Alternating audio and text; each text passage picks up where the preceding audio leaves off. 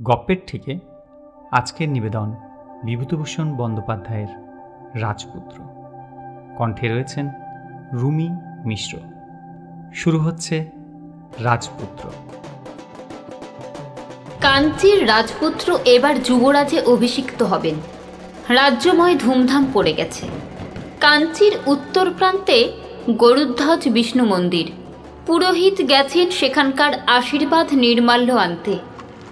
লোক পাঠানো হয়েছে প্রয়োগ তীর্থ থেকে জল আনবার জন্য। সেই জলে স্নান করিয়ে বিষ্ণুর পূজা নির্মাল্য তাঁর কপালে ঠেকিয়ে রাজপুত্রকে পুরনারীরা বরণ করবেন। রাজা বিশ্রাম কক্ষে প্রবেশ করেছেন। রাত্রি প্রায় দ্বিপ্রহর। কোশলরাজের দূত কি এক প্রস্তাব নিয়ে এসেছে। রাজা তাই আজ সারাদিন ধরে মন্ত্রীর সঙ্গে আলোচনা করছিলেন। শরীর ও মন দুই বড় ক্লান্ত। এই সময় রাজকুমার কক্ষে ঢুকে পিতাকে প্রণাম করে একপাশে দাঁড়িয়ে রইলেন। রাজা বললেন, চন্দ্রসেন, তোমার কিছু বলবার আছে? রাজপুত্র বিনীত অথচ দৃঢ় স্বরে বললেন, বাবা, গত বছর যখন গুরুগৃহ থেকে ফিরে আসি তখন আপনি বলেছিলেন আমায় কিছুদিন দেশভ্রমণে যাবার অনুমতি দেবেন। আপনার অসুখের জন্য এতদিন কোনো কথা বলিনি। আমি এইবার সে বিষয়ে অনুমতি চাই। মহারাজা বিস্মিত সুরে বললেন, কি বিষয়ে অনুমতি চাও বলো? আমি দেশ ভ্রমণে যেতে চাই বাবা। তুমি জানো তোমার যুবরাজের অভিষেকের সব আয়োজন করা হয়েছে। সেই জন্যই তো আরও বেশি করে যেতে চাই বাবা। আমি কাঞ্চি ছাড়া জীবনে কখনো কিছু দেখলাম না, জানলাম না। কানে শুনেছি উত্তরে হিমালয় পর্বত আছে, দক্ষিণে সমুদ্র আছে, পশ্চিমে সিন্ধু নদ আছে। কাঞ্চি ছাড়া আরও কত রাজদেশ আছে। কিন্তু 19-20 বছর বয়সে আমি চোখ থেকেও অন্ধ। যার জীবনে কোনো অভিজ্ঞতা নেই তাকে দিয়ে দেশ শাসন কি করে হবে? আমায় যেতে দিন বাবা। এর 2 দিন পরে রাজ্যের লোক সবিষয়ে শুনলে রাজকুমার চন্দ্রসেনের অভিষেক উৎসব সম্প্রতি স্থগিত থাকল। তিনি চলেছেন বিদেশ ভ্রমণে একা। সঙ্গে তিনি কাউকে নেননি। আজ সপ্তাহ উত্তীর্ণ হয়ে গেছে। চন্দ্রসেন তার প্রিয় সাদা ঘোড়াটিতে চড়ে একা পথ চলেছেন। আর সঙ্গে থাকবার মধ্যে বাঁদিকে খোপে ঝোলানো পিতৃদত্ত তলোয়ারখানি। কাঞ্চি রাজ্যের সীমা ছাড়িয়েও 2 দিনের পথ চলে এসেছে। কত গ্রাম, মাঠ, বন, নদী পার হয়ে চলেছেন। সবই অচেনা। এ তার নিজের রাজ্য কাঞ্চি নয়। এখানে তিনি একজন অজানা পথিক মাত্র। তখনও সূর্য অস্ত যায়নি। এক নদীর ধারে তার ঘোড়া এসে পৌঁছালো তাকে নিয়ে। প্রকাণ্ড নদী। বৈকালের রাঙা আলোয় এপারের বনরেখা অপূর্ব দেখাচ্ছে। অত বড় নদী কি করে পার হবেন? রাজকুমার চিন্তায় পড়লেন। কোনো দিকে মানুষের বাসের চিহ্ন নেই। সন্ধ্যার ছায়া ক্রমে ধূসর হয়ে এলো। বিজন নদী তীরের ছন্নছাড়া চেহারাটা সমুখ আঁধার রাতে গাঢ় ছায়ায় যেন আরও বেশি ছন্নছাড়া হয়ে ফুটে উঠল। ওপারে বহু দূরে একটা পাহাড় নীল চূড়া একটু একটু চোখে পড়ে। রাজকুমার চেয়ে থাকতে থাকতে পাহাড়ের ওপর থেকে আগুনের রাঙা একটা হলকা হঠাৎ আকাশের পানে লক লক করে জ্বলে উঠেই দপ করে নিভে গেল। রাজপুত্র অবাক হয়ে সেদিকে চেয়ে আছেন। এমন সময় একটা প্রকাণ্ড বাজ পাখি সন্ধ্যার আকাশে ডানা মেলে নদীর উজান দিক থেকে উড়ে এসে তার মাথার উপর 3-4 বার চক্রাকারে ঘুরে আবার কোন দিকে অদৃশ্য হয়ে গেল। রাজকুমারীর নির্ভীক মনও একটুখানি কেঁপে উঠল। তিনি জানতেন তাদের বংশে কারুর মৃত্যুর পূর্বে তার মাথার উপর গৃধ্র জাতীয় পাখি 3 বার উড়ে।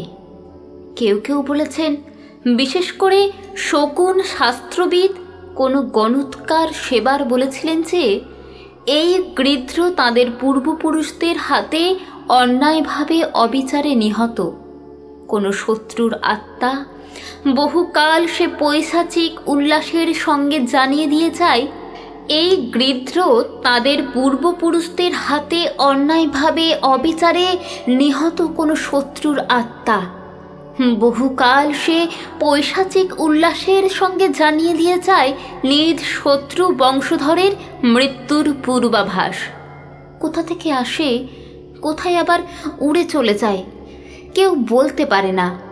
রাতের সঙ্গে সঙ্গে এলো হাড় কাঁপুনি ধারালো শীত।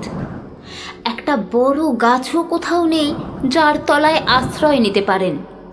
অবশেষে একটা মাটির ঢিপির পেছনে ঘোড়া থেকে নেমে রাজপুত্র নিজের আসন বিছালেন। সেখানটাতে হাওয়া বেশি লাগে না। শুকনো লতা কাঠি কুড়িয়ে আগুন জ্বালানোর ব্যবস্থা করে সে রাত্রের মতো তিনি সেখানেই রইলেন। উপায় কি? গভীর রাত্রে রাজপুত্রের ঘুম ভেঙে গেল। বহু দূরে যেন কাদের আর্তনাদ, মৃত্যুপথের পথিকদের অন্তিম চিৎকারের মতো করুণ। রাজপুত্র নিজের অলক্ষিতে একবার শিউরে উঠলেন। শয্যার পাশের আগুন নিভে গিয়েছে। উঠে ভালো করে আগুন জ্বালালেন। সারা রাত্রির মধ্যে ঘুম আর এলো না। কিন্তু ভোরের দিকে একটা ডিঙি পাওয়া গেল। তাতে পার হয়ে রাজকুমার ওপারে গিয়ে উঠলেন। ডিঙির মাঝি আধপাগল এবং বোধহয় কানে আদৌ শুনতে পায় না। রাজকুমারের প্রশ্নের কোনো উত্তর সে দিতে পারল না।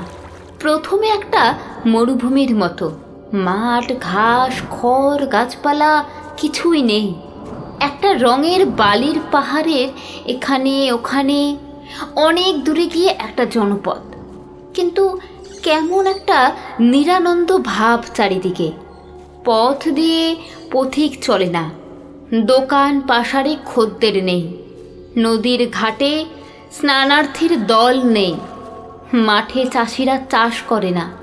যেন কেমন একটা বিষাদ ও অমঙ্গলের ছায়া চারিদিকে। রাজকুমার ক্ষুধা ও তৃষ্ণায় বড় কাতর হয়েছিলেন। নিকটে একটি গৃহস্থের বাড়ি, সেখানে গিয়ে আশ্রয় চাইতেই তারা খুব যত্নের সঙ্গে আশ্রয় দিলে। অনেকদিন পরে রাজকুমার ভালো খাবার খেলেন, ভালো বিছানায় বিশ্রাম করতে পেলেন। মানুষের সঙ্গ অনেকদিন পরে বড় প্রিয় মনে হলো। কয়েকদিন সেখানে রয়ে গেলেন তিনি। গৃহস্থের একটি ছোট মেয়ে ও ছোট ছেলের সঙ্গে রাজকুমারের বড় ভাব হলো। তারা তাকে ফুল তুলে মালা গেঁথে দেয়। দুপুরে তার কাছে বসে গল্প শোনে। তাদের কত আবদার প্রতিদিন তাকে সহ্য করতে হয়। ছোট ছেলেটির উপদ্রবের তো অন্ত নেই।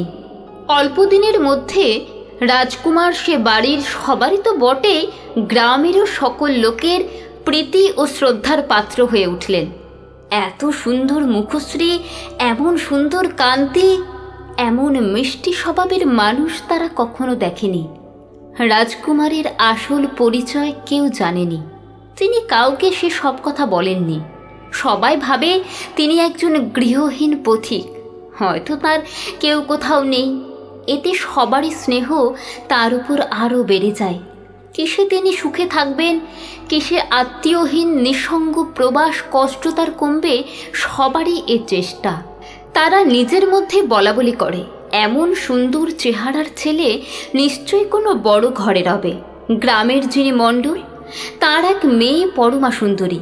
সবাই বলে ওই ছেলেরই এ মেয়ের উপযুক্ত পাত্র। বিধাতা ওর জন্যই যেন এ দেবতার মতো সৌমকান্তি ছেলেটিকে কোথা থেকে জুটিয়ে এনেছেন। মণ্ডল গৃহিণী রাজকুমারকে একদিন দূর থেকে দেখে এত পছন্দ করলেন যে তিনি স্বামীকে জানিয়ে দিলেন, যদি ওই ছেলের সঙ্গে মেয়ের বিয়ে হয় ভালো, নইলে মেয়ে চিরকুমারী থাকুক, তার আপত্তি নেই। রাজকুমার কিন্তু কিছুতেই তেমন আমোদ পান না। তার মনে কি একটা বিপদের ছায়া সকল আনন্দকে ম্লান করে রাখে। একবার ভাবেন, হয়তো বাপ মাকে অনেকদিন দেখেননি বলে এমন হয়, কিন্তু তার মন বলে তা নয়। তা নয়, ওসব সামান্য সুখ দুঃখের ব্যাপারে নয়। এ এমন একটা কিছু যার কারণ আরও গভীর, জীবন মরণ নিয়ে এর কারবার। ক্রমে এলো সে মাসের কৃষ্ণপক্ষ। রাজকুমার অবাক হয়ে লক্ষ্য করলেন বাড়িতে সবারই চোখে জল, গ্রাম শুদ্ধ লোক সকলে বিষণ্ণ নিরানন্দ, কিন্তু কেউ কোনো কথা বলে না। কারণ জিজ্ঞাসা করলেও উত্তর পাওয়া যায় না। সবাই কিসের ভয়ে জুজু হয়ে আছে যেন। অবশেষে রাজকুমার কথাটা শুনলেন। এখান থেকে এক যোজন দূরে গৃধ্রকূট পাহাড়ের উপর রাজগুরু এক কাপালিকের সাধনপীঠ। প্রতি অমাবস্যায় সেখানে নরবলির জন্য প্রতি গ্রাম থেকে পালাক্রমে একটি তরুণ বয়স্ক লোক পাঠানো চাই রাজার হুকুম। এবার এ গ্রামের পালা। শোনামাত্র রাজকুমার কর্তব্য স্থির করে ফেললেন। তার পিতৃদত্ত তুনের তীক্ষ্ণ স্পাতের ফলা পরানো যে বাণ, তা কি শুধু নিরীহ পশুপক্ষী শিকারের জন্য? ক্ষতি হতে ত্রাণ করে এই সে কারণ।